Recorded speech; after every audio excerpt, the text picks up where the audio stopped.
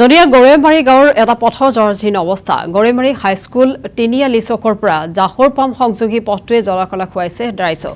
চৰম দুৰ্ভোগ ভুগিবলগীয়া হৈছে ছাত্ৰ ছাত্ৰীসকলৰ লগতে স্থানীয় লোকসকল। এজাক বৰষুণ দিলেই ঠায়ে ঠায়ে জমা হয় একাঠু পৰ্যন্ত পানী। কাণ সাৰ নাই কিন্তু এই ক্ষেত্ৰত বিভাগীয় কৰ্তৃপক্ষ তথা জনপ্ৰতিনিধি, যাৰ পৰিপ্ৰেক্ষিতত ক্ষোভ প্ৰকাশ কৰিছে সেই স্থানৰ লোকে। অতি শীঘ্ৰে চৰকাৰ তথা বিভাগীয় কৰ্তৃপক্ষৰ লগতে স্থানীয় জনপ্ৰতিনিধিক পথছোৱা নিৰ্মাণৰ দাবী উত্থাপন কৰিছে।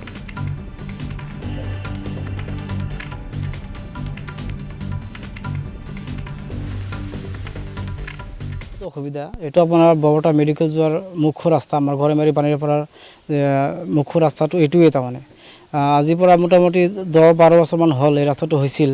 তাৰপিছত কেইদিনমান আগত তাৰমানে ৰাস্তাটো এইটো ৰাস্তা হৈছে আধাখিনিমান হৈছে। তাৰমানে আধাখিনি হোৱাৰ পিছত এইখিনি কিবা হ'ল নাজানো, এই ৰাস্তাখিনি মেৰামতি নহ'ল, আজিলৈকে নহ'ল।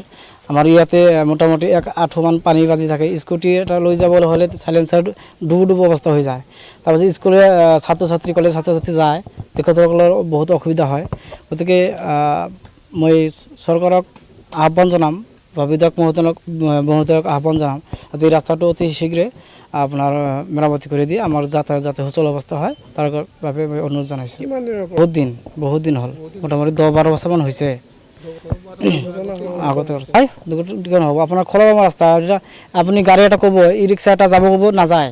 যদিও যায় পইচা বেছি লৈ যদিও যায়, তথাপি আপুনি যাব আপোনাৰ ছেটিছফাই নহ'ব। তাৰ জাৰ্কিং হৈ থাকে, মানুহ এনেই তাৰমানে আৰু হেৰি হৈ যায়। সেইকাৰণে ৰাস্তা ঘাটেদি গাড়ীও তাৰমানে ই ৰিক্সা এইবিলাকে যাব নোখোজে। তাৰমানে আপোনাৰ ৰাস্তাটো আপোনাৰ একদম গৰেমাৰী বজাৰ হৈ গৰেমাৰী হাইস্কুলৰ বায়া একদম জাহাৰ পাম লৈ বৰপেটা মেডিকেল। ফিৰাত আমাৰ বহুত অসুবিধা হৈছে। এই ৰাস্তা দি বহুত গাড়ী ঘোঁৰা এইবিলাক চলি থাকে, মানুহ চলি থাকে, এনি টাইম গাড়ী চলি থাকে। গতিকে আমাৰ ৰাইজৰ খুব অসুবিধা। যদি আমাৰ মাননীয় বিধায়ক তেখেতক আমি অৱগত কৰিব খুজিছোঁ আপোনালোকৰ দ্বাৰাই।